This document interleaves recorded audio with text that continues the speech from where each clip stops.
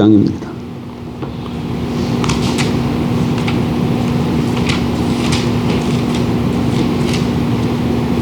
6절, 7절.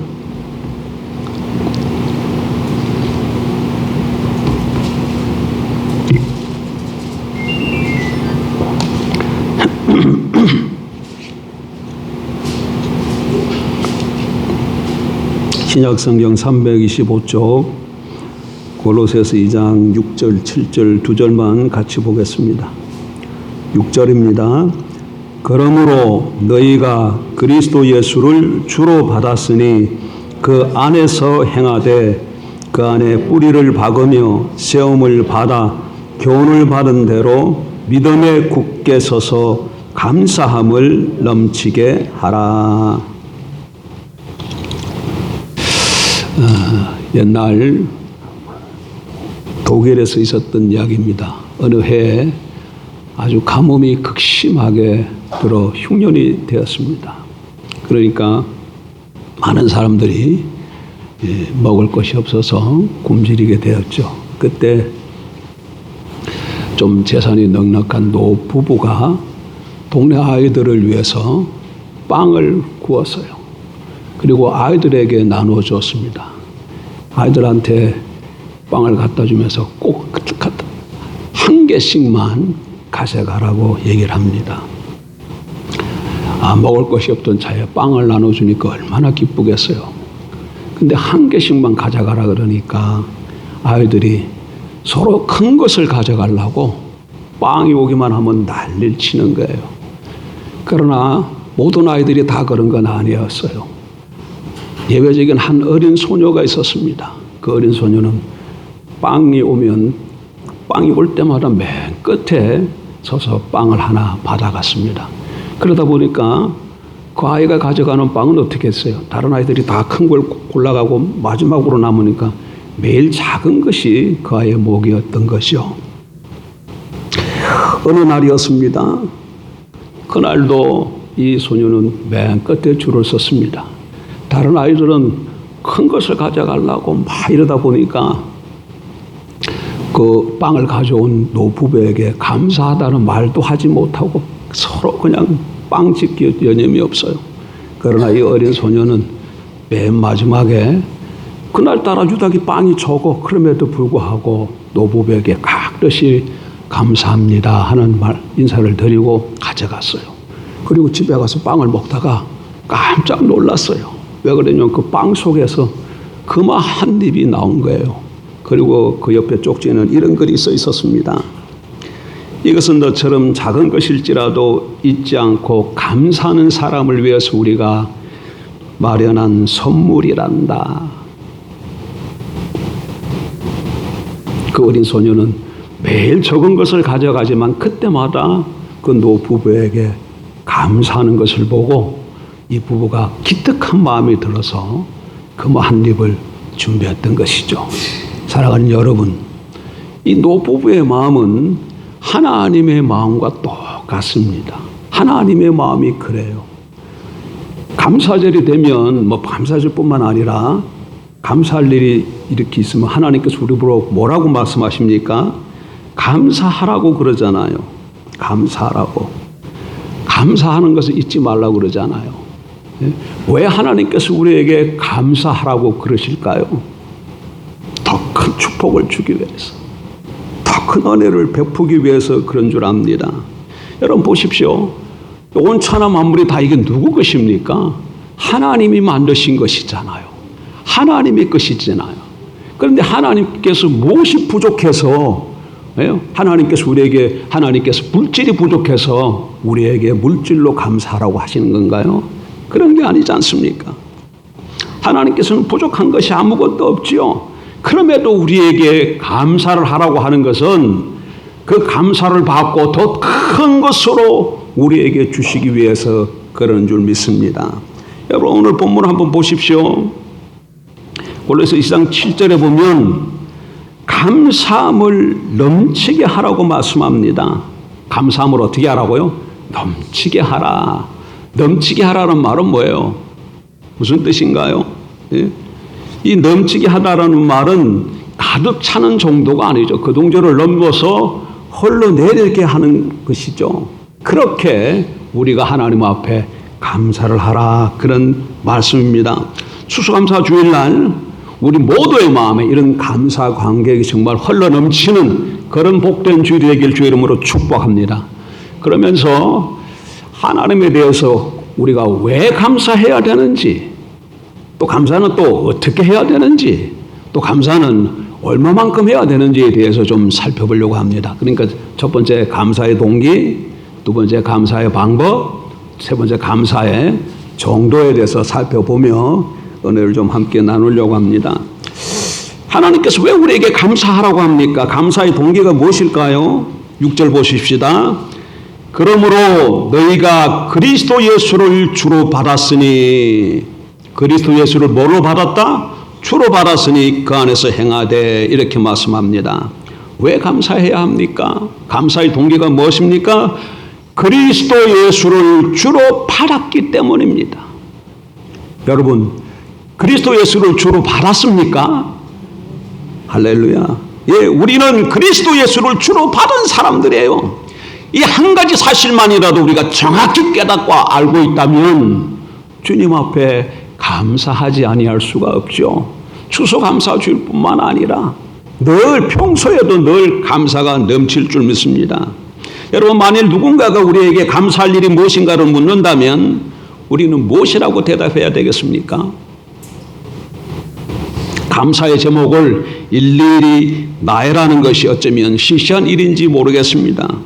왜냐하면 우리를 향하신 하나님의 은혜는 너무나도 크고 많기 때문에 그것을 우리가 일일이 다 헤아릴 수 없기 때문에 그런 것이죠.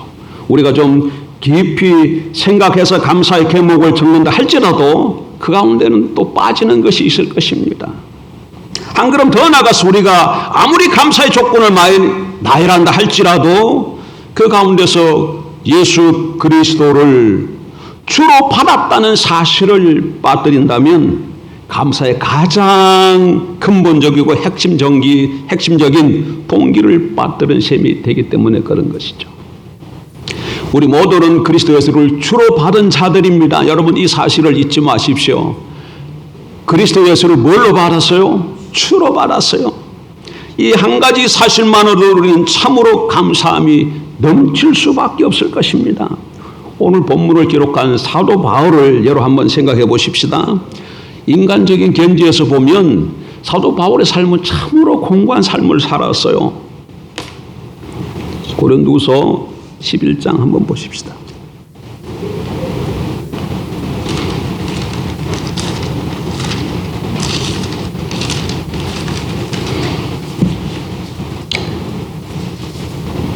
고린도후서 11장 23절, 이거 제가 자주 보는 본문이잖아요. 그들이 그리스도의 일꾼이냐 정신없는 말을 하거니와 나는 더욱 그러하도다. 내가 수고를 넘치도록 하고 억에 갇히기도 더 많이 하고 매도 수없이 맞고 여러 번 죽을 뻔하였으니 유대인들에게 40에 하나 감한 매를 5번 맞았으며 3번 태장으로 맞고 1번 돌로 맞고 3번 파선하고 일주일을 깊은 바다에서 지냈으며 여러 번 여행하면서 강의 위험과 강도의 위험과 동족의 위험과 이방인의 위험과 신의 위험과 광야의 위험과 바다의 위험과 거짓 형제 중의 위험을 당하고 또 수고하며 애쓰고 여러 번 자지 못하고 추리며 목마르고 여러 번 굶고 죽고 헐벗었노라. 이게 바울 사도의 평소의 일생의 삶의 모습입니다. 아주 공고한 삶을 산 것 아닙니까? 그에게는 핍박과 환난이 끊이질 않았습니다. 그럼에도 불구하고 바울의 마음속에는 언제나 감사가 넘쳤습니다. 그래서 성경에 감사라는 단어를 가장 많이 남긴 사람이 바울입니다.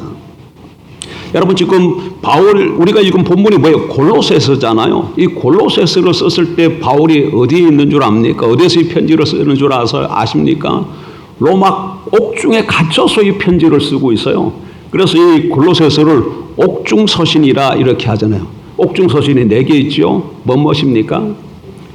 에베소서, 빌립보서, 골로새서, 빌레몬서. 이 네 개는 바울이 옥에 갇혀서 쓴 편지예요. 그래서 옥중서신이라고 그러는 것이죠. 그런데 이렇게 옥에 갇혀있어 지금 바울이.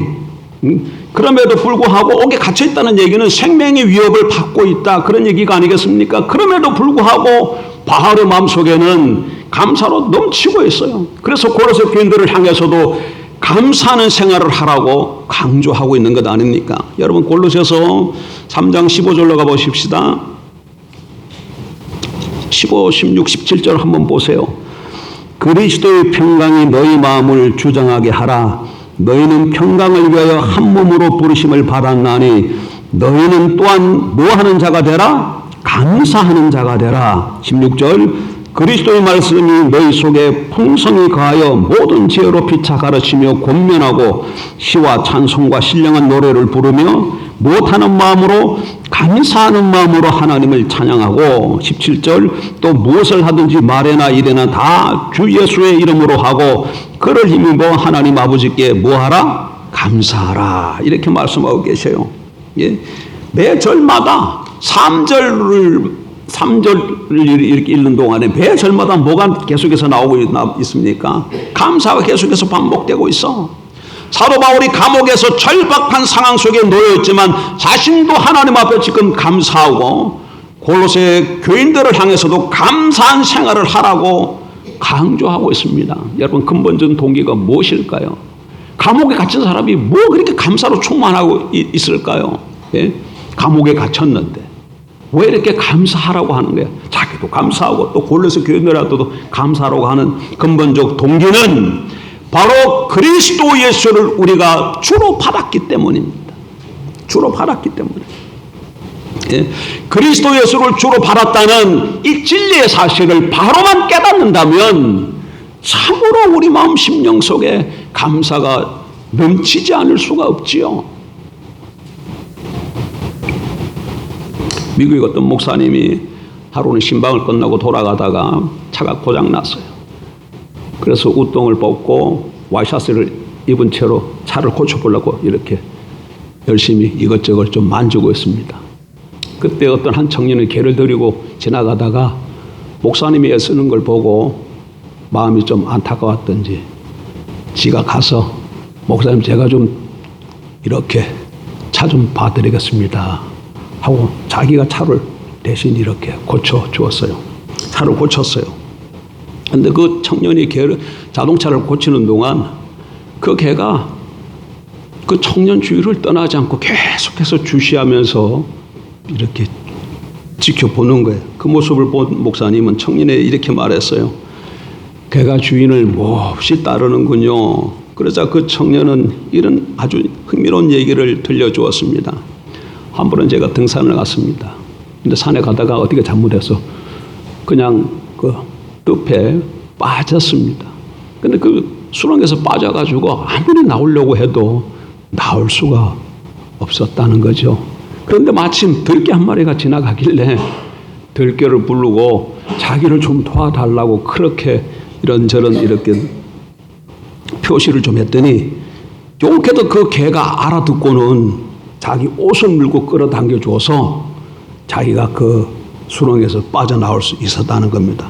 그리고 거기서 늪에서 나오서는 그 개를 데리고 가가지고 씻겨주고 극진하게 잘 돌봐주고 그래서 지금은 그냥 한 침대에서 잘 정도로 그런 가까운 사이가 되었습니다. 그 개가 지금 바로 옆에 있는 그 개인 거죠. 그 이야기를 목사님이 쭉 듣고 있다가 넌지시 이렇게 한번 물어봤어요. 이렇게 당신을 구해준 개를 누가 발로 찬다면 당신 어떻게 하겠습니까? 그랬더니 그 청년이 대뜸 하노니가 반쯤 죽여놓지요. 그걸 가만두겠습니까? 이렇게 말을 합니다. 그래서 목사님이 다시 되묻습니다. 그럼 만일 누군가가 당신을 위해서 죽었다면 그 사람을 위해서 당신은 감사하겠습니까? 청년은 당연히 그렇게 해야죠 하고 대답합니다.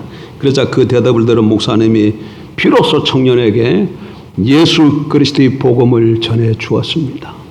예수 그리스도가 그 청년의 주가 되기 위해서 무슨 일을 했는지 복음에 대해서 천천히 잘 설명해 주니까 그 청년이 자기도 예수님을 그 예수님을 믿겠다고 영접하겠다고 그렇게 얘기를 했습니다. 사랑하는 여러분, 우리 모두는 그리스도 예수를 주로 받은 사람입니다. 그 청년만을 위해서 예수 그리스도가 십자가에 달려 돌아가신 건 아니죠. 바로 우리 모두를 위해서 십자가에 달려 돌아가신 것이잖아요. 예수님이 십자가에서 피를 흘려주심으로 우리 죄를 씻어주신 것 아닙니까? 그래서 우리가 영생을 받은 게 아닙니까? 우리가 하나님의 자녀가 된 것 아닙니까? 예수님께서 다시 오시는 날, 신천친지가 우리 앞에 펼쳐지는 날, 우리가 그 영광스러운 하나님 나라에 들어가서 주와 더불어 왕노릇하며 살아갈 그런 영광스러운 자들이 아닙니까? 이 모든 것이 그리스도 예수를 주로 받은 사람들에게 이루어지는 일이죠. 주님께서 우리를 위해서 이렇게 십자가에 죽고 부활하심으로 우리에게 주가 되었다는 이 사실을 정확하게 우리가 깨닫는다면, 그래서 우리에게 주어진 구원이 무엇인가가 우리가 바로 비로소 깨닫는다면 어떻게 하나님 앞에 감사를 드리지 아니할 수 있겠습니까? 그리스도 예수를 주로 받은 사람들마다 늘 우리 삶 가운데 감사함이 넘칠 줄 믿습니다. 추수감사 주일날 그리스도 예수를 주로 받았다는 이 사실이 여러분 심령에 다시 한번 새겨지고 비춰져서 우리 심령에 감사와 감격이 넘치는 복된 하루가 남은 생애가 되길 주의 이름으로 축복합니다. 두 번째로, 그럼 어떻게 감사해야 하는가? 감사의 방법입니다. 감사는 믿음의 표현이요, 감사는 믿음의 결과입니다. 6절을 다시 한번 보세요. 그러므로 너희가 그리스도 예수를 주로 받았으니 그 안에서 행하되, 그리스도 예수를 주로 받은 사람은 그 안에서, 주 안에서 행하라, 이렇게 말씀하고 계셔요. 그러니까 우리는 날마다 그리스도 예수와 동행하면서 예수님의 모습을 본받는 삶을 살아야 할 것입니다. 감사도 마찬가지인 것이죠. 그럼 예수님께서는 어떻게 감사하셨을까요? 우리가 그리스도 안에서 살아야 되는데, 그리스도의 모습을 본받아야 하는데 본문이 그렇게 말하고 있죠. 그리스도 예수를 주로 받았으니 그 안에서 행하라. 그런데 주님은 어떻게 감사하셨을까? 주님의 감사하는 모습을 좀 한번 보십시오. 예를 들어서 주님은 이렇게 감사하셨어요. 오병이어의 기적을 한번 보십시다. 먹을 것이 없어요.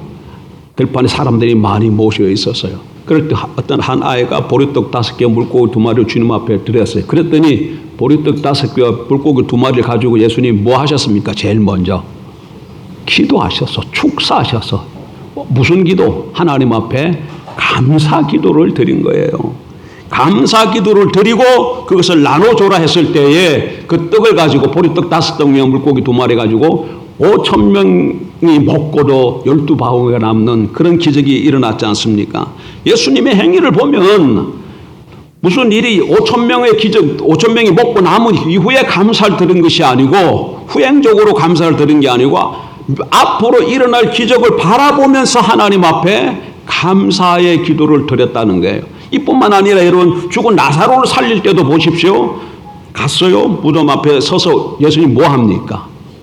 기도하셔요. 기도하세요. 예? 아버지여, 내 말을 들으신 것을 감사하나이다. 이렇게 감사를 드리고 그 다음에 구를 향해서 뭐라고 그래요? 나사로야 나오라고 말하고, 그러자 나사로가 살아서 나오지 않습니까? 나사로가 살아난 후에 하나님 앞에 감사를 드리는 것이 아니라 나사로가 살아날 것을 미리 보면서 하나님 앞에 뭐 하셨다고요? 감사를 하셨어요. 예수님의 감사는 항상 이렇게 믿음의 표현이었습니다. 다시 말해서 예수님은 어떤 일이 일어난 뒤에 후행적으로 감사를 드리는 것이 아니라 하나님께서 기적을 베푸실 것을 믿음으로 바라보고 선행적으로 감사를 드린 것이죠. 그리스도 예수를 주로 받은 저와 여러분, 그리스도를 본받아야 될 우리들도 마찬가지로 이렇게 예수님처럼 감사를 드려야 될 줄 압니다. 무엇을 해서 많이 주신 후에 그걸 받고 감사를 드리는 것이 아니라 하나님께서 우리를 위해서 행하실 일을 믿음의 눈으로 바라보면서 믿음으로 감사를 드리면 하나님께서 놀라우신 기적으로 더 큰 은혜를 베풀어 주실 줄 믿습니다. 7절 보실까요? 7절. 그 안에 뿌리를 박으며 세움을 받아 교훈을 받은 대로, 그 다음에 뭐라고 되어 있어요? 믿음에 굳게 서서 감사함을 넘치게 하라. 믿음에 굳게 서서 감사함을 넘치게 하라. 그렇습니다, 여러분. 감사는 믿음의 표현이요, 믿음의 열매입니다. 우리는 그리스도 예수를 주로 받은 자들입니다. 그걸 믿으십니까? 그렇다면 주님이 우리를 위해서 십자가에 자기의 생명을 내주시기까지 하셨다면 그리스도를 위해서 우리가 주님 앞에 희생과 헌신을 드리는 것은 결코 지나치지 않을 것입니다. 하나님께서는 우리의 감사를 받으시고 우리에게 더 큰 은혜, 더 큰 축복을 내린다는 사실을 여러분 믿으십니까? 그렇다면 우리에게는 절로 감사함이 넘칠 수밖에 없을 것입니다. 감사는 믿음으로 하는 거예요. 하나님께서 더 큰 일을 해주셨기 때문에 하는 게 아니라 해주실 일을 바라보면서 믿음으로 행하는 것이죠. 감사는 믿음의 표현이요, 감사는 믿음의 결과라는 것을 알고 믿음으로 감사하는 저와 여러분 되길 주 이름으로 축복합니다. 마지막으로 그러면 감사를 얼마나 해야 되는가? 감사의 정도. 7절에 보니까 뭐라고 말씀하고 계시죠? 감사함을 넘치게 하라 이렇게 말씀하고 계셔요. 넘치게 하라. 마음속에 감사가 가득 차면 입만 열면 아마 감사합니다는 말이 튀어나올 것입니다. 마음속에서 감사가 가득 찰 때 절로 우리 몸에는 감사하는 행동이 피어나올 수밖에 없을 것입니다. 감사는 본문의 말씀대로 넘치게 해야 합니다. 인색한 마음이나 억지로 하는 감사는 참다운 감사가 되지 못하는 것이죠. 여러분 미국의 자동차에서 헨리 포드를 아시죠? 헨리 포드가 어느 날 아일랜드 수도 더블린에 간 적이 있습니다. 그곳에 머무는 동안에 한 고아원을 방문하게 되었어요. 그는 고아원생들을 위해서 강당 하나를 지어주겠다고 약속을 했습니다. 그리고 그 일을 위해서 자기는 2,000파운드를 기증하기로 약속을 했습니다. 그런데 다음날 신문에 이런 기사가 뚝 실려 나왔어요. 헨리 포드가 고아원 강당을 짓기 위해서 얼마를 약속했다고요? 2,000파운드인데 신문에는 이렇게 기사가 실려 있었어. 헨리 포드 회장이 고아원을 위해서 2만 파운드를 기증하기로 약속하다. 2,000파운드 하기로 했는데 기사가 잘못돼가 2만 파운드로 나온 거죠. 이 기사가 나오고 나서 고아원에서 난리가 난 거죠. 2,000파운드 하기로 했는데 이거 기자가 잘못 써가 2만 파운드 했구나. 그래서 헨리 포드를 찾아가서 정말 죄송하다고 기사 편지 신문사에 연락해서 정정하도록 하겠다고 그렇게 얘기를 했습니다. 그래서 그 얘기를 듣고 헨리 포드가 웃으면서 이렇게 얘기했답니다. 할 수 없지요. 다 하나님의 뜻이 아니겠습니까? 제가 18,000파운드를 더 내겠습니다. 그 대신 고아원의 강당이 완공이 되면 그 옆에 이런 글을 써주시기 바랍니다. 헨리 포드의 뜻이 아니고 하나님의 뜻에 의해 드려진 헌금으로 지어진 강당. 그렇습니다, 여러분. 감사함을 넘치게 하라. 이것은 우리의 뜻이 아니라 하나님의 뜻입니다, 여러분. 누구 뜻이라고요? 하나님의 뜻이에요. 우리는 절대적으로 이 말씀에 순종할 뿐입니다. 우리를 향하신 하나님의 은혜가 넘치는 것처럼 하나님을 향한 우리의 감사함도 마땅히 넘쳐야 할 것입니다. 예. 감사는 낭비가 아닙니다. 결코 손해보는 것이 아닙니다. 감사는 언제나 축복의 전주곡이 되는 것인 줄 믿습니다. 감사가 넘칠 때 하나님께서 더 많은 것으로 우리에게 갚아주실 줄 믿습니다. 물론 이걸 했기 때문에 하나님께서 이렇게 주실 것이다 이렇게 생각하면 이게 뭐가 되는 거예요? 내가 이걸 이렇게 했기 때문에 주실 것이라고 나아가면 그건 율법주의로 빠지는 것이죠. 그런 자세가 아닌 이런저런 삶 속에서 하나님께서 베푸신 것과 함께 하신 것과 예를 들어서 감사주일이잖아. 추수감사주일. 1년 동안 내 삶을 되돌아볼 때에 하나님께서 먹으시고 입히시고 여기까지 인도해 주시고 많은 것을 거두고 행해서 진심으로 감사하는 마음으로 내 힘껏 하나님 앞에 마음을 이렇게 예물로 표현을 하면 하나님께서 그걸 기쁘게 받으시고 그 바친 자들에게 더 많은 것으로 하나님께서 다시 은혜를 베푸신다. 그 얘기입니다. 말씀을 제가 읽은 글을 하나 소개함으로 마치고자 합니다.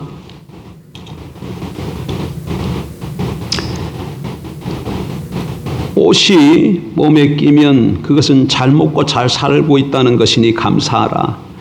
잔디를 깎아야 하고 유리창을 닦고 하수구를 고쳐야 한다면 나에게 집이 있다는 것이니 감사하라. 정부에 대한 불평과 불만의 소리가 많이 들리면 그것은 언론의 자유가 있다는 것이니 감사하라. 세금을 납부해야 한다면 나에게 할 일이 있다는 것이니 감사하라. 집 주변에 주차장이 없어서 불편하다면 그것은 나에게 차가 있다는 것이니 감사하라. 전기값과 난방비가 많이 나왔다면 그것은 따뜻하게 살고 있다는 것이니 감사하라. 세탁물이 많고 다람쥐랄 옷이 쌓였다면 그것은 내게 옷이 많다는 것이니 감사하라. 모임을 가진 후에 치울 것들이 많다면 그것은 친구와 성도들과 즐거운 시간을 가진 것이니 감사하라. 하나님은 범사에 감사하라고 말씀하십니다. 우리가 생각을 조금만 바꾸면 감사할 일이 너무나도 많을 것입니다. 눈으로 보는 것마다, 귀로 듣는 것마다 감사하고, 무엇을 생각이 떠오르는 것마다 감사하고, 어쨌든 간에 범사에 감사함으로 나아가면, 그래서 우리 마음속에 감사함 께 넘치도록 하면 하나님께서 더 큰 감사로 우리에게 복을 주실 줄 믿습니다. 추수감사 주일날 그리스도 예수를 주로 받은 이 사실로 인해서 다시 한번 하나님 앞에 감사하는, 믿음으로 감사하는 저와 여러분 되길 주의 이름으로 축복합니다. 기도하십시다.